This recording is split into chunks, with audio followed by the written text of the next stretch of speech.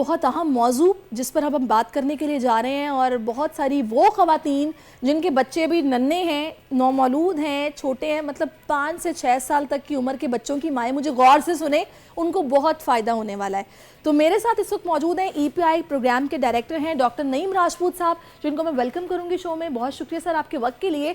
अब जो मुझे बात करनी है वो करनी है मीज़ल्स के हवाले से। अक्सर आप लोगों ने सुना होगा, अपने खसरे के फैलाव के हवाले से ख़तरे की घंटी बजती है।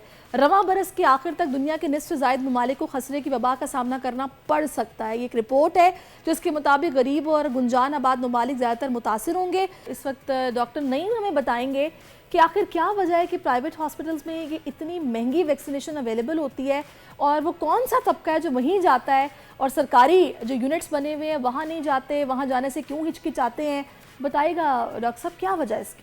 इसमें 2-3 फैक्टर्स हैं। एक तो जो हमारी एफ्लुएंट क्लास है, जो जिनके पास बहुत ज़्यादा पैसे हैं, वो वैसे ही प्राइवेट हॉस्पिटल को प्रेफर करते हैं, तो वो वैक्सीनेशन के लिए भी समझते हैं कि वहाँ बहुत कोई अच्छी क्वालिटी की वैक्सीन मिल रही है। हालांकि जहाँ भी जितने भी प्राइवेट हॉस्पिटल हैं ऑल ओवर सिंध, इसको जो वैक्सीन की सप्लाई है हमारा ईपीआई डायरेक्टरेट सप्लाई करता है।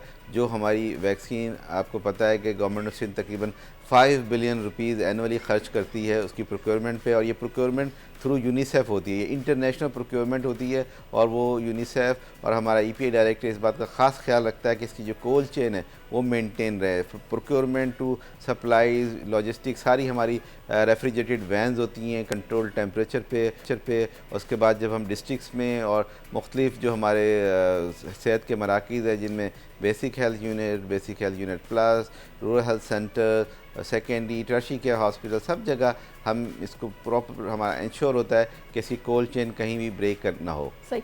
अच्छा, इसमें मैं चाहूँगी थोड़ा सा ना, अब एक तो नाज़रीन को इसकी जो मैंने शुरू में बात की कि जो मीज़ल्स की वैक्सीन है ये हम प्राइवेट हॉस्पिटल्स में बड़ी महंगी लगवाते हैं, जो कि गवर्नमेंट यूनिट्स में हमें फ्री ऑफ कॉस्ट मिल सकती है। उसकी वजह बताइए कि वो लोग जो अफोर्ड कर सकते हैं वो बस प्राइवेट हॉस्पिटल्स वाले उनके सेंटीमेंट से खेलते हुए उन्हें बताते हैं कि जी हमारे पास जो है ना ये एक नंबर है, यहीं से लेके लगवाएं तो आपके बच्चे को फ़ायदा होगा, असर उसका सही होगा। खैर ये एक गलत परसेप्शन है, ऐसा कुछ नहीं है, क्योंकि मुझे डॉक्टर नईम ने बताया कि वो वैक्सीनेशन इन्हीं से लेकर प्राइवेट हॉस्पिटल्स में जाती है जो वहाँ पर लगवाई जा रही होती है। अच्छा, इसमें मुझे ये बताइएगा, जो अभी एक रिपोर्ट आई है कि इस साल के आखिर तक हमें सामना हो सकता है, ये जो खसरे की वबा है इसके फैलने की वजूहात क्या होती हैं?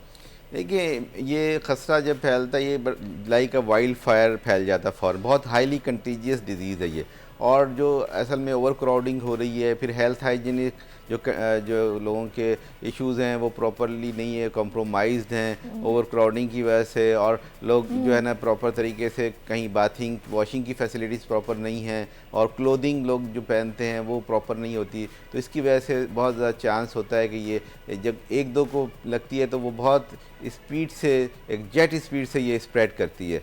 तो ये लोगों के बिहेवियर्स हैं जिस पे हम बार बार एम्फेसाइज़ करते हैं कि वो अपने बच्चों को साफ़ सुथरे कपड़े पहनाएं, उनकी हेल्थ हाइजीन का ख्याल रखें, और उनको अच्छे साफ़ सुथरे माहौल में रखें। और ख़ासकर फिर दूसरी बात ये कि जो ये वैक्सीन का स्केड्यूल है उसको फॉलो करें। इसके जो बच्चे के पैदा होने से लेके और 23 मंथ्स तक का जो इसका स्केड्यूल है पेंटा 3 तक का, वो उसको फॉलो करें, ताकि हमने ये देखा है कि ज़्यादातर जो बच्चों को खसरा हुआ है उसमें अनवैक्सीनेटेड बच्चे ज़्यादा थे। तो इसलिए जो बच्चे वैक्सीनेटेड होंगे और टाइम से होंगे उनको ये खसरे के होने के चांसेस बहुत कम हैं। सही। अच्छा डॉक्टर नईम, जब से आए हैं, जब से इस प्रोग्राम के डायरेक्टर बने हैं ईपीआई प्रोग्राम के, तो बड़ा ज़बरदस्त काम कर रहे हैं।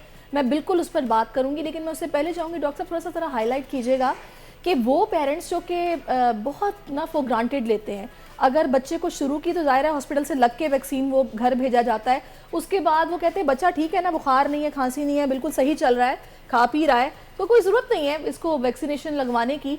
तो उनको आप क्या मैसेज देंगे कि क्यों ज़रूरी है ये?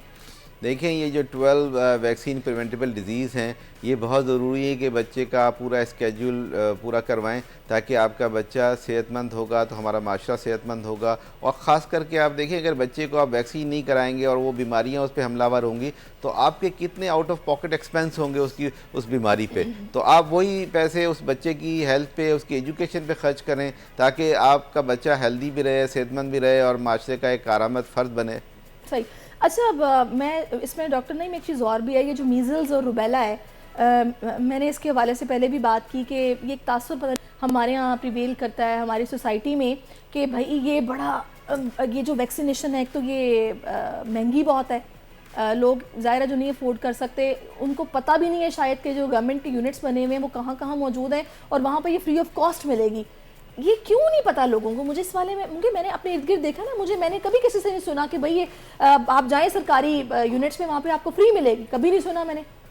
देखिए यही चीज़ है कि हम इसके लिए अवेयरनेस, इसकी एजुकेशन थ्रू दिस कम्युनिकेशन बढ़ाना चाह रहे हैं। अभी हमने बहुत सारी ब्रांडिंग की है, हमने रिक्शा ब्रांड कराए हैं, हमारे टॉक शोज़ चल रहे हैं, न्यूज़पेपर्स में हाईलाइट, फिर हमारी जो IPC मीटिंग्स चल रही हैं और लोगों को, पेरेंट्स को, उनको हम अवेयर कर रहे हैं different through all means of media कि जो वैक्सीनेशन गवर्नमेंट के तमाम सेंटर्स पे मौजूद है। इसके अलावा हमारी जो टीम्स हैं वो मोबाइल टीम्स भी हैं, स्टैटिक भी हैं, इसके अलावा मोबाइल वैन्स हैं। तो मुख्तलिफ स्ट्रेटजीज़ हम फॉलो कर रहे हैं कि अपनी कवरेजेस को इन्हेंस करने के लिए, जो इस वक्त समझें कि 75 to 80% है, हमारा टारगेट है कि हम इसको 90% तक इसकी कवरेजेस को लेके जाएं ताकि जो आउटब्रेक्स होते हैं इन आउटब्रेक्स को हम कर्टेल कर सकें और एक हर बच्चा जो है हमारा वैक्सीनेटेड हो जाए। अच्छा, एक चीज़ और भी है डॉक्टर साहब, क्योंकि प्राइवेट हॉस्पिटल्स में मैंने तो अक्सर ये सुना है कि जी मीज़ल्स की वैक्सीन अवेलेबल नहीं है और उसके अलावा जो और शॉट्स होते हैं जो बच्चों को लगते हैं, मुझे एग्जैक्टली नाम याद नहीं है, वो अवेलेबल नहीं है। तो क्या ये सिर्फ प्राइवेट हॉस्पिटल्स में अवेलेबल नहीं होती या फिर सरकारी सतह पर भी इनकी शॉर्टेज हो जाती है? नहीं, हमारे यहाँ बहुत सस्टेंड सप्लाई होती है क्योंकि प्राइवेट हॉस्पिटल को भी हम ही देते हैं। तो हमने अभी आप देखेंगे ईयर 2023 में तकरीबन कोई जहाँ केसेस रिपोर्ट हुए या जहाँ हमें ख़तरा था वहाँ तकरीबन 350,000 के करीब बच्चों को हमने मीज़ल्स के शॉट्स लगाए हैं। तो ये इसी तौर पे मुमकिन हुआ कि हमारी मुख्तलिफ कैंपेन चली। आजकल भी हमारी एक IOA कैंपेन चल रही है कि जो डोर टू डोर और सेंटर्स पे ये बच्चों को वैक्सीन हम लगा रहे हैं ताकि बच्चों को टाइमली फैशन में इस बीमारी से बचा सकें। सही। अच्छा, मुझे अभी जो मैंने आपसे सवाल किया था कि बहुत सारे पेरेंट्स जो रिलक्टेंट होते हैं और वो नहीं बच्चों को लगवाते, बड़ा फॉर ग्रांटेड लेते हैं, क्या ये सिर्फ केयरलेसनेस ही होती है या फिर इसके अलावा भी कोई एक सोच है जो मनफी सोच हो, जो सोसाइटी में आपको लगता हो कि है पेरेंट्स के जहनों में जो बच्चों को वैक्सीन नहीं लगवाते, तो वो क्या वजह है? इसमें थोड़े से मिथ्स हैं, लोगों की अपनी एप्रीहेंशन है। कुछ लोग हम देखते हैं कि हमारे ख़ासकर जो माइनॉरिटी कम्युनिटी के लोग होते हैं वो बच्चों को बहुत ज़्यादा रैप अप करके रखते हैं। बच्चे जब पैदा होते हैं तो उनको हमारा देखिए जो एनवायरनमेंट है, जो वेदर कंडीशंस है, वो हम हॉट ह्यूमिड कंडीशंस होती हैं हमारी, तो बच्चों को इतने कपड़ों में लपेट के रखना या बच्चों को बाहर ना लेके आना 7 दिन तक 20 दिन तक और किसी हेल्थ केयर वर्कर को उसको एक्सपोज ना करना कि जी उसको इंजेक्शन ना लगे। तो ये वो चीज़ें हैं कि जो हमें अब एज ए सोसाइटी हमें लोगों को कन्विंस करना है, उनको ये मैसेज पास ऑन करना है। ख़ास करके हम देखें जो हमारे रिलीजियस लीडर्स हैं, हमारे कम्युनिटी वर्कर हैं, सोशल एक्टिविस्ट हैं, हम उन सब को इंगेज कर रहे हैं, उनको बता रहे हैं कि ये जो वैक्सीनेशन है गवर्नमेंट